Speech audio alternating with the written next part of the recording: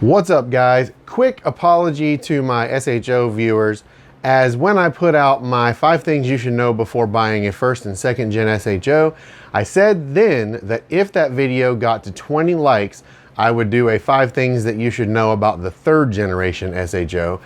And that's been several videos ago, and admittedly I haven't been paying as close of attention to it as I probably should. And so I did not realize it actually is over 20 views or 20 likes, and I have not done this video. So this is 5 things you should know about the third generation Taurus SHO.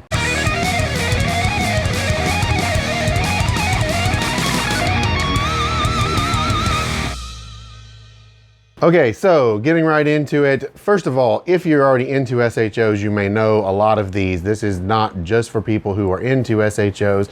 This is just things people should know in general. The third generation SHO was a pretty interesting car. I mean, the SHO in general was a really interesting car because it was so just sort of out of the blue for Ford to build a car like that out of the Taurus, since there wasn't really a performance version of it before then. But the third generation really got strange, as it took a bit of a departure from the first two. So, first thing, if you're thinking about buying a V8 SHO, or if you already have one and you just don't know this, make sure the cam sprockets are tack welded to the camshafts. That is a problem that these engines are known for. The sprockets, that the slave chains that run from cam to cam on each head ride on, are press fit, and they tend to work themselves loose. They'll walk back and forth on the cam, which can result in throwing the chain. This is an interference engine, so if it throws the chain, odds are you're looking at damage to the head at a minimum. Number 2.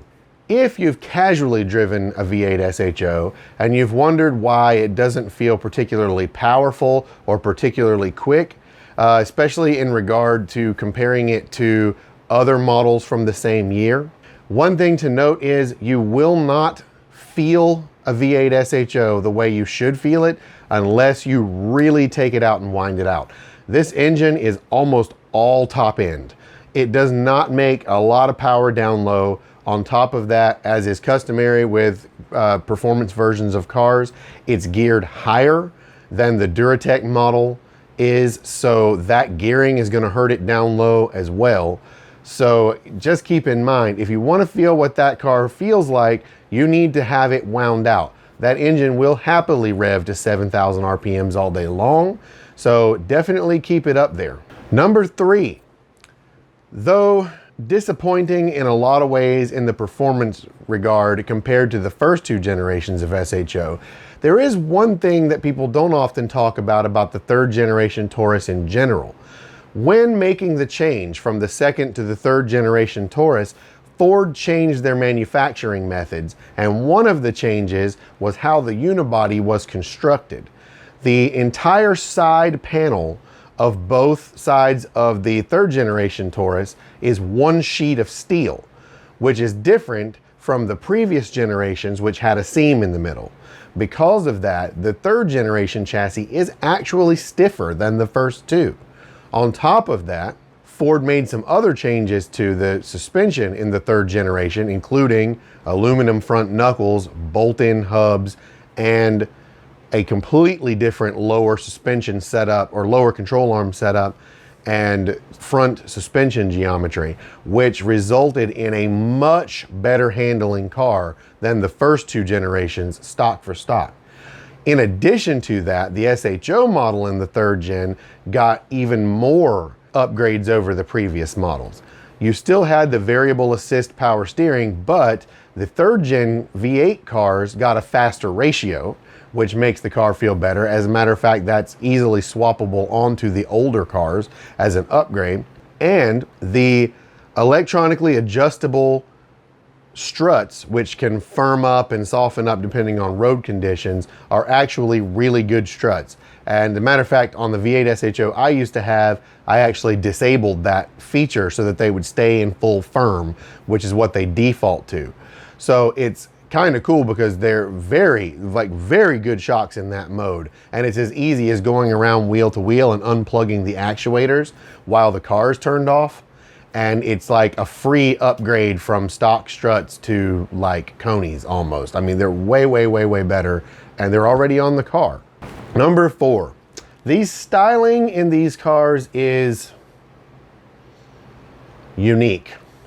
And it definitely doesn't just reach out and grab you like the second generation SHO does, but give it a chance, it will grow on you. I know when you first see one of these, it looks like some sort of a deranged spaceship, but it literally always goes like this. You're into second gen cars, you first see a third gen, you're like, oh my God, those are ugly. Then later it's like, they don't look that bad. Then later it's like, it's an okay looking car, to later, man, that lowered one with wheels looks pretty awesome.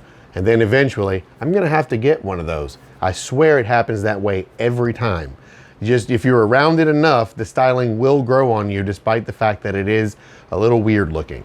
And number 5, this should go without saying, but even though the third gen may not be the fastest Taurus ever built, the engine sounds amazing.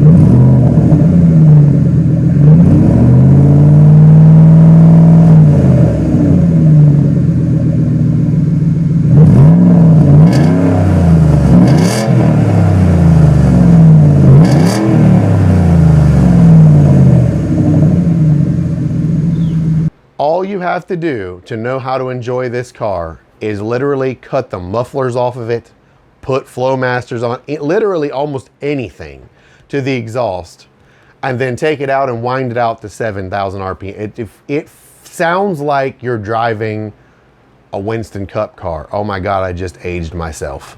A NASCAR car. We're not gonna say Winston Cup. I'm not that old. Don't eat, no. But anyway, the exhaust in those absolutely sounds amazing and is almost worth it by itself. Plus, just as a little added bonus, they're really comfortable. 97 through 99 SHOs were direct competition for the second W body from General Motors. The Grand Prix and the Taurus were very soundly in the same bracket. And though given the choice between the two, obviously all over again, I would more than likely pick the Pontiac because the supercharged 3800 is just a much easier platform to deal with and right out of the gate feels a lot stronger. There is a lot to be said for the third gen SHO being a good car in general. It was a very spacious, comfortable car that sounded good, that handled really, really well right out of the box. And that engine, I mean, if it had been a larger displacement engine, would have been amazing. But just unfortunately, Ford decided to build this one-off tiny V8, which didn't make a huge amount of power. But if any of you people out there in the automotive world would like to do something that would really be interesting, someone needs to turbo one of those. Now, I realize you're going to have to do something about the transmission too. But I'm just throwing that out there into the world. A turbo V8 SHO would not only sound awesome, but would potentially be very quick. But I'm done with this video. Thank you guys for watching. I guess if this video gets over 20 likes, the next SHO, I'll do the 4th gen. So let me know what you think. Let me know down in the comments what you think of the 3rd gen SHO and how it compared to competitors that were out at the time. I'll see you guys in the next video. Thank you so much for watching, and peace.